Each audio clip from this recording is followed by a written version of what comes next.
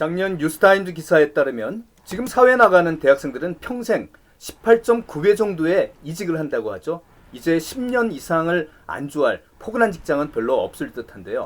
오늘은 이직할 경우 이직하고자 하는 회사와의 연봉 협상 시에 연봉을 내가 먼저 제시할지 아니면 이직할 회사에서 먼저 제시한 걸 보고 대응할지에 대한 그 이슈를 협상 관점에서 대안을 한번 제시하고자 합니다. 물론 업계가 인정하는 독보적인 핵심 인력들은 먼저 연봉을 제시하는 경우가 많겠죠. 만약 그 정도의 위치가 되지 않는다면 여러분들 의견은 어떠신가요? 이직자 개인 입장에선 양쪽 다 나름의 리스크가 따릅니다. 만약 내가 연봉을 먼저 제안한다면 어떤 리스크가 따르죠? 예, 맞습니다. 바로 이런 거죠. 그럼 상대 회사가 먼저 제시한다면 어떤 리스크가 따를까요? 바로 이런 거죠. 회사의 선전포고에 이끌려갈 확률이 높다는 거죠. 바로 이런 현상을 설명하는 전문 용어가 하나 있는데 앵커링 효과입니다. 물론 내가 먼저 제시해서 기준을 선점할 수도 있겠죠. 다만 내가 그럴 만한 지위에 있다면 말이죠. 앵커링 효과, 굳이 우리말로 번역하면 단내림 효과라고 하죠. 일단 닻을 내리면 배가 더 이상 움직이지 못하는 것처럼 그 닻을 내린 주체 측에 이끌려서 그 영향력을 지배받는 그런 현상을 말합니다. 그럼 선택은 명확하네요. 앵커링 효과에 따르면 내가 먼저 연봉을 제시하는 것이 바람직한데요. 다만 내가 제시하는 데 따른 리스크를 줄이기 위해선 상대 회사 정보를 많이 확보해야 합니다. 이러한 정보 말이죠. 네, 사실 내부 기준보다는 내부 사정과 나에 대한 그 회사의 평가가 매우 중요한 정보겠죠. 얼마나 나에 대해 몸달아 있는지 말이죠. 네, 그런데 입사하고자 하는 회사에 이러한 정보를 확보하기는 쉽지 않은 게 현실이죠.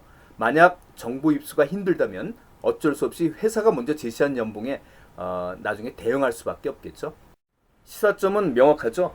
정보력이 협상력이기에 정보를 활용해서 먼저 제시함으로써 나에게 유리한 앵커링 효과를 내가 설정하라는 그 얘기입니다.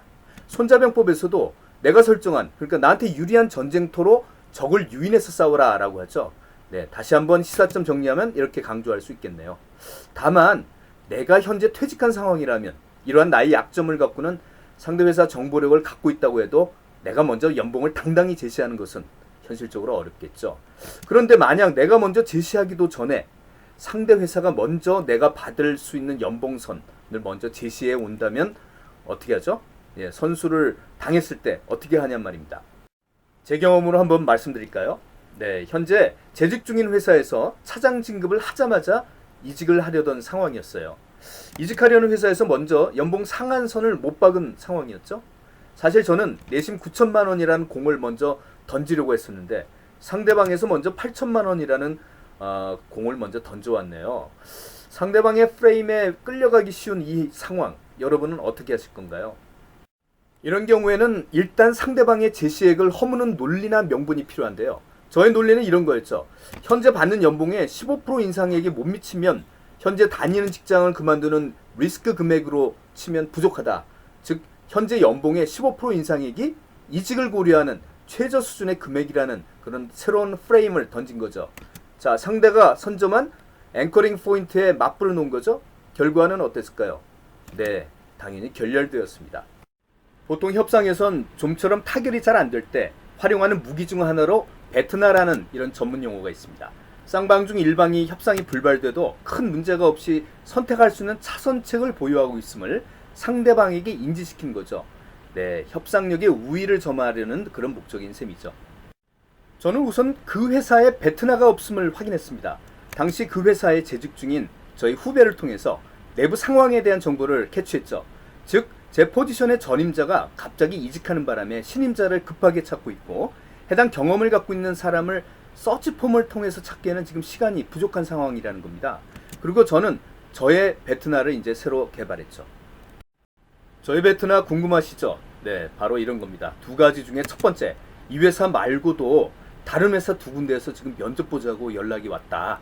그리고 지금 다니는 회사의 전망도 좋아서 굳이 이직 안 해도 사실 별 문제는 없다. 라는 구체적인 정보를 넌지시 제시했죠. 당시 인사 담당자의 그 굳어있는 표정 지금도 기억에 생생하네요. 자, 여러분, 그럼 이 협상 어떻게 되었을지 궁금하지 않으신가요? 결국 8,500만 원의 타결을 보고 이직에 성공했죠. 저의 제시액인 9천만 원에 실패한 거 아니냐라고요? 아닌데요.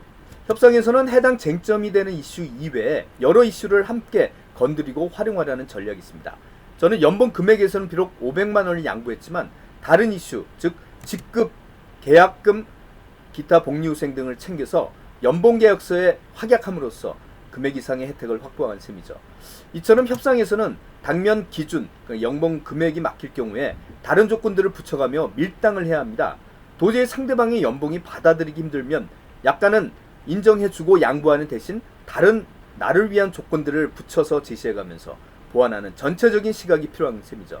사실 협상에서 붙일 수 있는 다른 조건 다양하지 않나요? 특히 요새 기업에 대한 가치관 매우 다양하지 않습니까? 자, 오늘 준비한 내용은 여기까지입니다. 좀 유익한 내용 되셨나요? 네, 앞으로도 보다 유익한 내용으로 찾아뵙고자 하니까 격려의 구독 버튼 한번 부탁드리고요. 행복하고 안전한 하루하루 보내시길 바랍니다. 고맙습니다.